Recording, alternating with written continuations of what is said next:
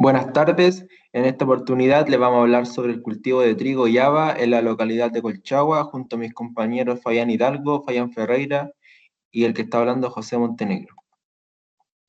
Para empezar como introducción, hablaremos de los distintos puntos para realizar el cultivo, analizando las condiciones edafoclimáticas de la zona y las que requiere nuestro cultivo para ver si son óptimas. Además mostraremos los análisis del estudio de Calicata, los tipos de maquinaria a realizar, qué tipo de cosechadora a utilizar y el uso de agroquímicos.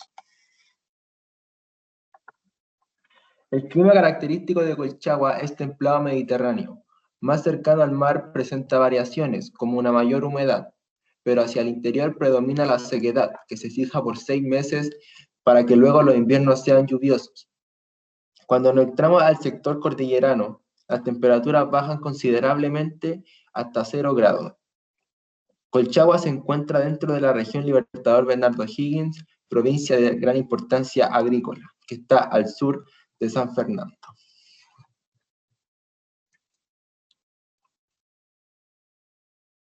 A continuación, hay un cuadro de las temperaturas anuales, donde se pueden ver las variaciones de la temperatura mínima y la temperatura máxima. En cuanto a los requerimientos edafoclimáticos y fecha de siembra del trigo, requiere un suelo arcilloso con buen drenaje y profundo para un buen desarrollo radicular. No tiene buen funcionamiento en suelos arenosos ni tampoco suelos ácidos. Las temperaturas ideales para su proceso vegetativo es de 10 a 24 grados. Existen dos tipos de trigo. El trigo de invierno, que es de grano duro, se siembra a principios de otoño y se cosecha a finales de primavera. Y el trigo de primavera, que es de grano blando, se siembra a principios de primavera y se cosecha a finales de otoño. Para el haba, le gustan los suelos arcillosos y profundos, con un buen drenaje. La temperatura tiene que ser templado cálido, bordeando los 15 a 25 grados. Soporta heladas hasta de 3 a 4 grados bajo cero. La siembra se efectúa en mayo para estar cosechando en diciembre. La superficie asignada para cada cultivo, en total tenemos 22 hectáreas, las cuales van a ser 20 para trigo y 2 para haba, por la cual que la haba tiene buenos rendimientos en poco espacio. A continuación los dejo con mi compañero Fabián. En segundo lugar, daremos a conocer el análisis de la superficie de suelo de la provincia de Colchagua. Dentro de este análisis se logró identificar que la superficie de Colchagua posee una variedad de 38 series de suelo, en la cual la serie que predomina de los suelos que hay en la variedad, un suelo franco arcilloso arenoso con texturas más finas en el 60% de la superficie, ya que el otro 40% está dividido entre las texturas medianas y gruesas. En cuanto a su profundidad, bordea entre los 50 a 80 centímetros, aunque en algunas partes de Colchagua la profundidad del suelo llega a tener hasta 140 centímetros, con una superficie plana y colores pardos rojizos. Por otro lado, en las texturas menos profundas predomina un suelo franco arcilloso, mientras que en las más profundas predomina el suelo arcillo arenoso. Siguiente. De acuerdo a las cosechas hechas anteriormente, esta provincia en la mayoría de los casos hace uso de la quema de rastrojos, afectando considerablemente el medio ambiente, teniendo en cuenta que la superficie contiene una pendiente que es inferior al 2% y con un relieve de 20 a 30 kilómetros de superficie. Por lo mismo es recomendado utilizar el rastrojo sobrante para así poder beneficiar con sus nutrientes a los futuros cultivos por rastrojo. En pocas palabras, si se maneja y aprovecha el rastrojo, obtendrá mayor rendimiento del terreno y cultivo. Siguiente. En un análisis más profundo de la serie de Calicata en este suelo, el suelo contiene una capa vegetal de aproximadamente 50 centímetros de profundidad.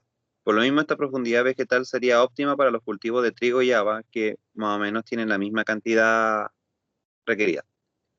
En la siguiente imagen se puede observar un cuadro donde se explica la granulometría de las distintas profundidades del horizonte con la diferencia del limo, la arena y la arcilla. Además, en el cuadro pequeño de abajo se puede observar un análisis general del horizonte realizado. Siguiente. Para continuar el análisis del horizonte, su nivel de compactación vendría siendo ligero, con un drenaje imperfecto. La pedregosidad tiene una variación debido a las distintas series de suelo de esta provincia, predominando las texturas finas por el hecho de ser un suelo más arcilloso. Pero de todas maneras, igual existe la presencia de texturas medianas y gruesas. Por otro lado, la presencia de capa impermeable también suele ser variable por el mismo motivo de la variedad de suelo, pero en su mayoría la impermeabilidad está entre baja y mediana. En el cuadro podremos observar las características de la aireación y sus diferencias en distintas profundidades. Siguiente. Y por último, en la siguiente imagen se puede observar el cuadro de la dureza del suelo en las diferentes capas del horizonte, así predominando los suelos firmes y duros en seco. A continuación los dejo con Fabián Hidalgo.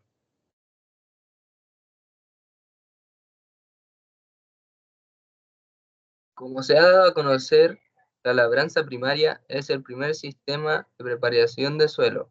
Por lo mismo, hemos decidido a la serie establecida para ambos cultivos aplicar un arado de disco, y esta se caracteriza por ser apropiada para suelos arcillosos con poca humedad, tener un disco rotatorio de acero que rueda sobre los obstáculos en el suelo, provoca una escasa inversión, lo que es favorable para el suelo, ya que así es menos probable que éste se erosione.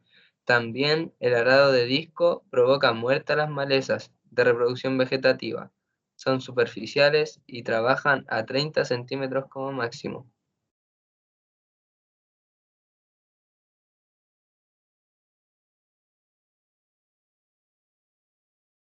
La labranza secundaria se comprende como todas las labores que se realizan desde la superficie hasta unos 15 centímetros de profundidad, como rastra de clavos, rastra de cuerpo articulados, rastras combinadas, rodillos lisos, rodillo compactador superficial, rastra de madera y la rotro-fresadora.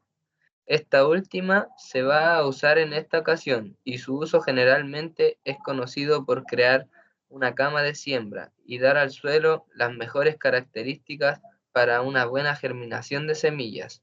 Cabe destacar que se debe obtener un buen movimiento del suelo para que se logre un buen contacto entre suelo y semilla y condiciones necesarias para la germinación.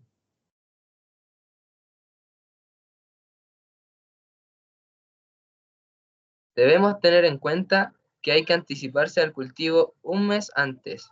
La ya mencionada labranza tiene como objetivo generar condiciones favorables para el buen desarrollo y crecimiento de los cultivos, para la germinación de las semillas, el crecimiento radicular y de la planta, y en su mayoría para la formación del fruto. Los suelos con una buena preparación deberían tener las siguientes características: un medio adecuado para la germinación y favorecer el sistema radicular. Debido a las condiciones del suelo en la serie estudiada, las condiciones de nuestros cultivos y la preparación y el uso de arado de disco es favorable, por lo que no es necesario ocupar distintas maquinarias al momento de generar la labranza, ya que por sus condiciones arcillosas no genera problemas al momento del laboreo del suelo. Poseer suficiente aireación, ya que si el suelo del cultivo está compactado, las raíces no se desarrollarán de manera óptima, generando problemas en su crecimiento vegetativo. Poseer la capacidad de almacenamiento de agua. La humedad juega un papel fundamental, ya que gracias a esto las plantas pueden acceder de una forma más viable al agua y sus nutrientes, lo que por consiguiente provoca que se pueda evitar llegar al punto de marchitez permanente. Por último, está el laboreo del suelo. Se conoce como el conjunto de operaciones y trabajos realizados con equipos mecánicos, y este laboreo tiende a conseguir un mejor desarrollo de los suelos y plantas cultivadas. Los objetivos de esta son romper y soltar el perfil superior del suelo, mullir la capa superficial del suelo. Cada cultivo tiene determinado el grado de movimiento, y esto se da incorporar residuos vegetales, controlar y eliminar malezas, controlar enfermedades y plagas. En primer lugar, se utilizará la labranza primaria como el arado de disco para ambos cultivos en un total de 22 hectáreas.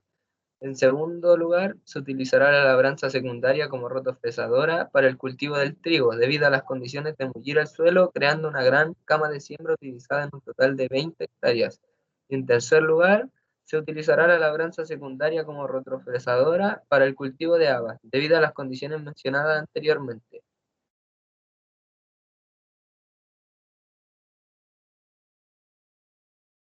La labranza secundaria para el cultivo. Analizando las condiciones necesarias del trigo y de la haba, hemos decidido por utilizar la rotofresadora, la cual se caracteriza por dejar la superficie del suelo sin terrones y un suelo muy mullido, ideal para la cama de siembra que necesitamos para el cultivo del trigo.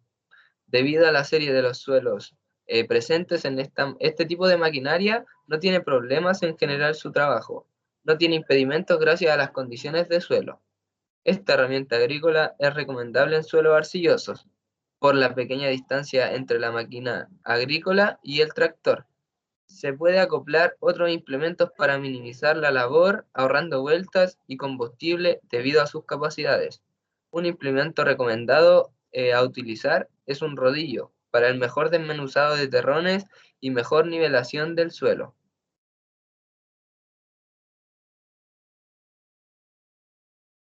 En el caso de la siembra para el trigo, se utilizará una siembra lineal y esta se debe a que los granos no tienen mayores dificultades al desarrollarse debido a que son granos de baja envergadura y esto lo ocupan los cultivos como el trigo, la avena y el arroz.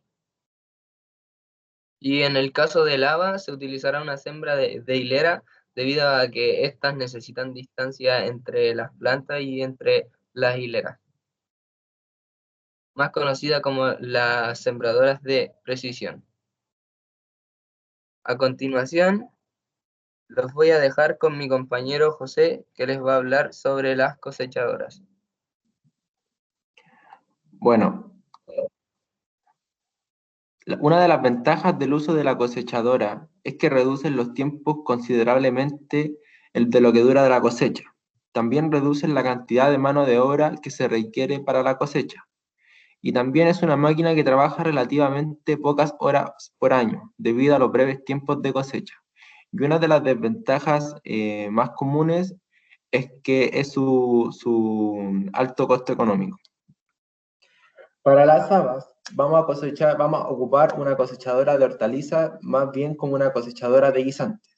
Y para la cosecha del trigo, se ocupará una cosechadora de forraje. En conclusión, respecto a la información que se recabó en el estudio anterior, pudimos comprender y analizar cómo se prepara un cultivo en una serie asignada, lo cual se hace identificando los requerimientos edafoclimáticos necesarios para cada cultivo, y así lograr buenos resultados, partiendo por las condiciones edafoclimáticas de la localidad de Colchagua, lugar donde se realizará el análisis y tipos de climas que necesita el cultivo del trigo y del haba para un buen crecimiento y desarrollo. Se supo analizar y estudiar cuántas hectáreas se dará para cada cultivo, ya sea por productividad, gastos económicos y equipo y maquinaria. Para la preparación del suelo se determinó el tipo de labranza a ejercer para cada cultivo, la secuencia de labores y a través de esto se pudo seleccionar el tipo de sembradora y cosechadora para cada cultivo. A continuación los dejo con la bibliografía